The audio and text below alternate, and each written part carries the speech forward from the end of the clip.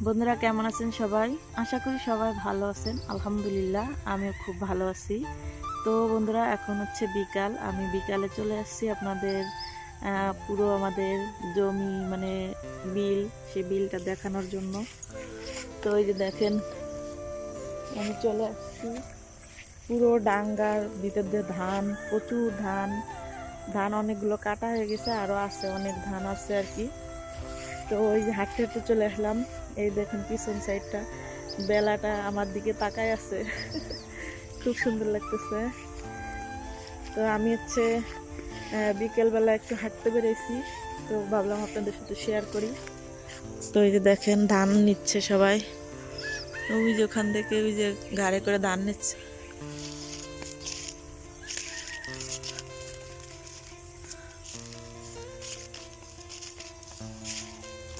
যে সব ধান বয়ে বয়ে আনতেছে। এটা হচ্ছে পোলাও ধান। তো আমাদের এখানে দুই পদেরই ধান হয়, এক হচ্ছে পোলাও ধান আর এক হচ্ছে এমনি ভাতের ধান আর কি, ভাতের চাল। আর এটা হচ্ছে যে পোলাওর চাল, পোলাও ধান হয়, দুই পদের ধান হয়। তো পোলাওর ধানের গাছটা দেখেন কত লম্বা, প্রচুর লম্বা গাছটা। আর এমনি ধানের এই গাছটা হচ্ছে ছোট ছোট, ওই যে যেমন ওই যে ছোট ছোট করে। তো অনেক সুন্দর লাগতেছে পোলাও ধানগুলো, দেখেন কালো লাল মিলেনো।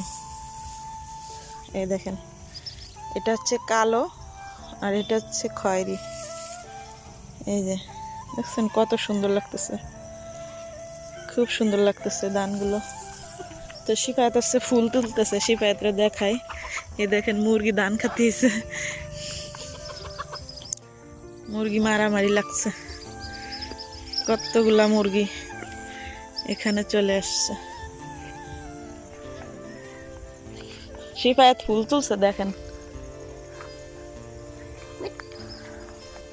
কতগুলা ফুল তুলছে। বুঝলি বাবালে, এই ফুল তো কি আর বা লাগাবো, হ্যাঁ লাগাবো তখন কলমি শাক হবে। কলমি শাক হবে, তারপরে দেখে দিকে তাকাও।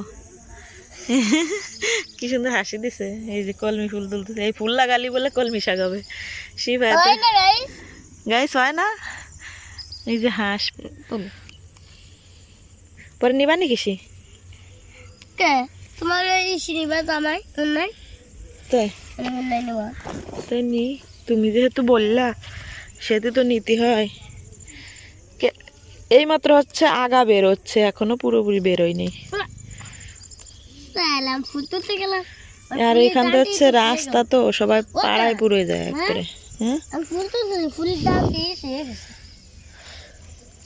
ওই যাবে। তো কিছু আনি নাই তো নিবা নাকি শিরে শিফায়? আই তোমার মন না তোমার দূর খালি খালি তোলা লাগতো না। আয়।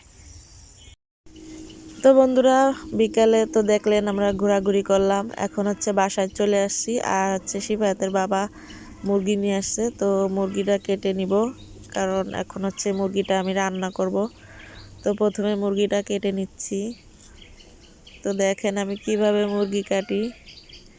আর শিফায়াতের বাবা হচ্ছে বাজার করে নিয়ে আসছে হচ্ছে মুরগি, আলু, তারপর হচ্ছে মূলা, কাঁচামরিচ, সিম।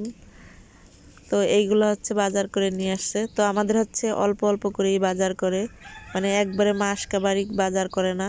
যখনই আসে ঢাকা থেকে তখনই বাজার করে নিয়ে আসে মাঝে মাঝে। আবার মাঝে মাঝে যখন শিফায়াতের বাবা না থাকে তখন হচ্ছে আমি যে কিনে নিয়ে আসি, যখন যেটা লাগে তখন সেটা। তো দেখেন এই মুরগিটা আছে, আমি ছোট ছোট করে পিস করে নিচ্ছি। আর এই যে মুরগির গায়ে যে তেলগুলো, চর্বি, ওই চর্বিগুলো আমি ফেলে দিচ্ছি, কারণ এই চর্বিগুলো আমার কাছে ভালো লাগে না। এই জন্য চর্বিগুলো আমি বেছে বেছে ফেলে দিই। আর এই মাংসগুলো হচ্ছে ছোট ছোট করে কেটে নিই। যখন রান্না করব তখন হচ্ছে এই মাংসর ভিতর মশলা ঢুকতে চায় না, এই জন্য হচ্ছে আমি ছোট ছোট করে কেটে তারপর হচ্ছে ভেজে রান্না করি। তো দেখেন আমি ছোট ছোট করে কাটতেছি। আপনারা হয়তো ভাবতে পারেন যে আপুটা কি কিপটা, এত ছোট ছোট করে মাংস কাটতেছে, কিন্তু আমার কাছে ভালো লাগে। আর এই ছোট ছোট মাংসর ভিতর মশলাপাতিও ঢোকে, এই জন্য আমি ছোট ছোট করে কেটে নিই। কারণ ব্রয়লার মুরগি যত ছোট করবেন ততই মজা লাগবে, আমার কাছে তো সেটাই মনে হয়। তো দেখেন চর্বিগুলো সব ফেলে দিছি। আর মাংসগুলো কেটে কেটে নিচ্ছি। তো আমি হচ্ছে ব্রয়লার মুরগি ভেজে রান্না করি। ভেজে রান্না করলে হচ্ছে মাংসটা একটু শক্ত হয়, এই জন্য আমি ভেজে রান্না করি। তো এই যে সব মাংসগুলো কাটা হয়ে গেছে, আর এই চামড়াগুলো হচ্ছে বেছে রেখে দিব। এখন এটা রান্না করব না, পরবর্তীতে আবার রান্না করব। এই জন্য শুধু মাংসগুলো রান্না করব, আর কিছু মাংস রেখে দিব, কারণ হচ্ছে আমরা মানুষ অল্প, এই জন্য এর অর্ধেকটা রান্না করব আর অর্ধেকটা রেখে দিব, আবার আরেক সময় খাওয়া যাবে এই জন্য। তো এই যে মাংস কাটা হয়ে গেছে, এখন হচ্ছে আমি উঠাই নিচ্ছি, আর এইগুলো হচ্ছে আমি পরিষ্কার করে রেখে দিব। তো বন্ধুরা দেখেন, অবশেষে আমি মাংস কেটে ধুয়ে সুন্দর করে পরিষ্কার পরিপাটি করে রাখছি, আর সাথে লবণ হলুদ একটু শুকনো মরিচের গুঁড়া মাখায় রাখছি, কারণ মাংসটা আমি এখন ভাজবো কড়াইতে। তো দেখেন দিয়ে দিলাম অল্প অল্প করে, মাংসগুলো দিয়ে দিলাম, দুইবারা দিব, একবারা দিলে হবে না, লেগে যাবে, এই জন্য অল্প অল্প করে ভেজে নিলাম। আর এখন হচ্ছে এই যে পেঁয়াজগুলো ভাজতেছি, পেঁয়াজ ভেজে তারপর হচ্ছে বাটা মশলাগুলো সব দিয়ে দিব। আর এই মশলার ভিতরে আমি সব কিছু দিছি, আদা রসুন জিরা, তারপর হলুদের গুঁড়া লবণ সব কিছু দিয়ে তারপর অল্প একটু পানি দিয়ে গুলায় নিচ্ছি। তারপর হচ্ছে পেঁয়াজের ভিতরে ঢেলে দিব, একবারে আর কি, বারবার দেওয়া লাগে না, এই জন্য একবারে এই যে সব দিয়ে গুলায় ঢেলে দিব। তো যে এখন হচ্ছে মশলাটা এই যে কষাচ্ছি, তো ভালো করে কষায় নিচ্ছি। আর ভালো করে যদি না কষায় তাহলে হচ্ছে মাংস ভালো লাগবে না, এই জন্য ভালো করে একটু কষায় নিচ্ছি, আর ঝালও কম লাগবে। তো এই যে হচ্ছে ভাজা মাংসগুলো আমি এখন দিয়ে দিচ্ছি, দিয়ে ভালো করে একটু নাড়াচাড়া দিব, দিয়ে তারপর হচ্ছে ঢেকে দিব।